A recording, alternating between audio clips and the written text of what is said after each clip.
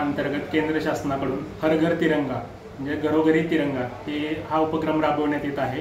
या उपक्रमांचा मूळ उद्देश म्हणजे की लोकांमध्ये देशभक्तीची भावना जागृत करणे, तसेच लोकांना घरावरती तिरंगा ध्वज फडकवून त्याच्या राष्ट्र अभिमानाबद्दल किंवा राष्ट्राबद्दल जे आपली ओळख निर्माण करून घेणे हा मुख्य उद्देश आहे।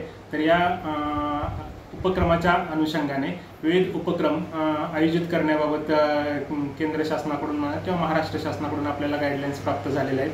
त्या अंतर्गत वेगवेगळे उपक्रम आहे की जसे की आता आपण थोड्याच वेळापूर्वी लोणंद नगर पंचायत आणि शिक्षण विभागाच्या माध्यमातून एक लहान मुलांची आणि त्याचबरोबर नागरिकांची एक रॅली आयोजित केली होती की त्याच्यामधून लोकांपर्यंत हा उपक्रमाबद्दल जागृती व्हावी।